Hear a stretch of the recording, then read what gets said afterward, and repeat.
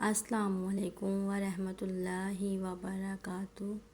میری پیاری سی YouTube family, کیسے ہیں آپ سب؟ اللہ آپ سب کو اپنے حفظ و امان میں رکھے۔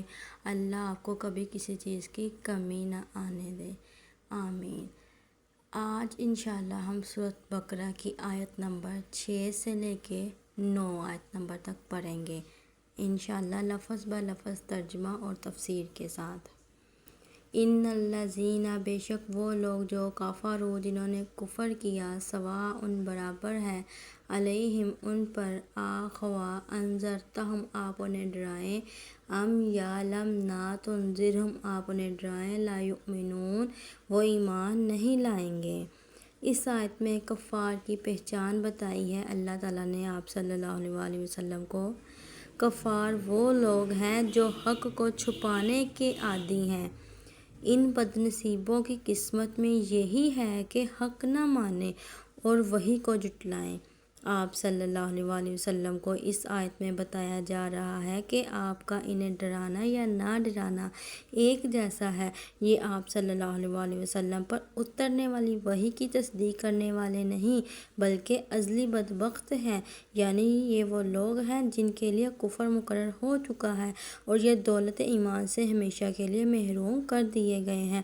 فرمان الہی ہے، جن پر اللہ کا حکم صادر ہو چکا ہے وہ ایمان نہیں لائیں گے، اگرچہ ان کے پاس تمام کی تمام نشانیاں بھی آ جائیں، جب تک وہ دردناک عذاب نہ دیکھ لیں گے۔ اس آیت میں آپ صلی اللہ علیہ وسلم کو تعلیم دی جا رہی ہے کہ آپ صلی اللہ علیہ وسلم ان کی گمراہی پر غمگین نہ ہوں۔ آپ کا فرض صرف تبلیغ ہے۔ جو آپ کی تعلیمات کو اپنائیں گے وہ اللہ تعالیٰ کی رحمت اور جنت کی راحت سے مالا مال ہوں گے، اور جو نہیں مانیں گے وہ دنیا اور آخرت میں ذلیل ہوں گے۔ اگلی آیت، ختم مہر لگا دی اللہ نے، علی قلوبہم ان کے دلوں پر، وعلی سمعہم اور ان کے کانوں پر، وعلی ابصارہم اور ان کی آنکھوں پر، غشاوۃ پردہ ہے، ولہم اور ان کے لیے عذاب عذاب ہے، عظیم بہت بڑا۔ اس آیت میں مہر، ختم کا معنی ہے مہر، اور مہر کے معنی ہے عربی زبان میں خاتمہ مہر لگانے کو کہتے ہیں، یعنی ان پر شیطان کا غلبہ ہو گیا ہے اور یہ اس کے پیروکار بن گئے ہیں، جس کی وجہ سے ان کے دلوں اور کانوں پر مہر لگ گئی ہے اور آنکھوں پر ایک موٹا پردہ پڑ گیا ہے۔ اب نہ تو وہ نور ہدایت دیکھ سکتے ہیں، نہ حق کی آواز سن سکتے ہیں اور نہ ہی سمجھ سکتے ہیں۔ گناہوں کی وجہ سے دل پر زنگ لگ جاتا ہے اور آنکھوں پر سیاہ پردے پڑ جاتے ہیں، تو انسان پر حق بات اثر نہیں کرتی۔ فرمان الہی ہے، اللہ تعالیٰ نے فرمایا، اللہ نے کفر کی وجہ سے ان کے دلوں پر مہر لگا دی، اب وہ ایمان لانے والے نہیں ہیں۔ اللہ تعالیٰ نے ان کے دل بند کر دیے، ان کے دلوں پہ پردے ڈال دیے۔ اس آیت میں کفار کے بارے میں بتایا گیا ہے۔ اگلی آیت، آیت نمبر 8، وَمِنَ النَّاسِ اور لوگوں میں سے من جو یقول کہتے ہیں، آمنا ہم ایمان لائے، باللہ اللہ پر، وبالیوم الآخر اور آخرت کے دن پر، وما اور نہیں ہوں وہ سب بالمؤمنین ہرگز ایمان لانے والے۔ اس میں بھی اس آیت مبارکہ میں منافقین کے بارے میں، منافقین کا بیان کیا گیا ہے۔ اچھائی ظاہر کرنا اور دل میں برائی چھپانا نفاق کہلاتا ہے۔ منافق کی دو قسمیں ہیں، اعتقادی منافق جو بظاہر اپنے آپ کو مسلمان کہلاتا ہو لیکن دل میں کفر چھپا کر رکھے۔ عملی منافق وہ کلمہ گو مسلمان جس میں منافق کی نشانیوں میں سے کوئی نشانی پائی جائے، مثلا جھوٹ، فحش کلامی، وعدہ خلافی، ایمانت میں خیانت، نمازوں میں سستی، ریاکاری۔ اعتقادی منافق ہمیشہ کے لیے جہنمی ہے اور عملی منافق بہت بڑا مجرم ہے۔ منافق کا قول عمل کے خلاف اور اس کا باطن ظاہر کے برعکس ہوتا ہے۔ منافقین کی ابتدا جب جنگ بدر میں مسلمانوں کو شاندار کامیابی ہوئی اور اسلامی حکومت کی بنیاد قائم ہوئی تو اس وقت یہ منافق گروہ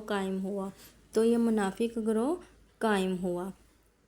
ان کا سردار عبداللہ بن ابی تھا۔ اس کے دل میں دشمنی کا جذبہ تھا اور مسلمانوں کو مٹانے کی تدابیر سوچتا رہتا تھا۔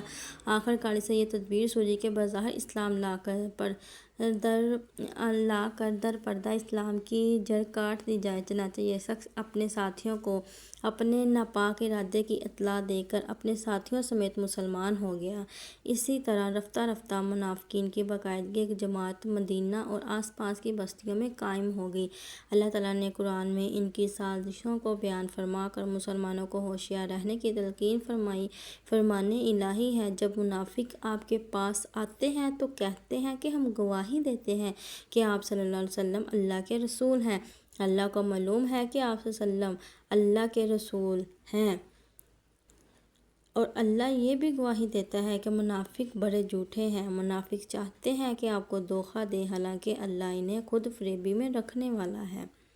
اگلی آیت نمبر 9۔ یخادعون، وہ دھوکہ بازی کرتے ہیں اللہ سے، والذین، اور ان لوگوں سے، آمن، جو ایمان لائے، وما، اور نہیں، یخدعون، وہ دھوکہ بازی کرتے الا مگر انفسہم، اپنے ہی نفسوں سے، وما، اور نہیں، یشعرون، وہ سب شعور رکھتے۔ منافقین کا دھوکہ۔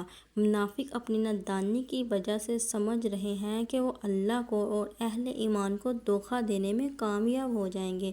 وہ اس میں کبھی بھی کامیاب نہیں ہو سکتے، کیونکہ اللہ تعالیٰ کو ان کی تمام سازشوں کا علم ہے، اور اللہ تعالیٰ اپنے رسول پر وحی نازل فرما کر ایمان والوں کو بھی آگاہ کر دیں گے۔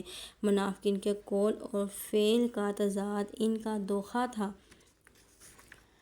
بظاہر ان کی غرض یہ تھی کہ اس طرح سے ان کی جان مال کا تحفظ ہو جائے، حالانکہ اس طرح تحفظ ناممکن تھا، کیونکہ وہ اس منافقت سے ایسے عذاب الہی کو دعوت دے رہے تھے جس کو برداشت کرنے کی قوت ان میں نہیں تھی، جس عذاب کو وہ برداشت نہیں کر سکتے تھے۔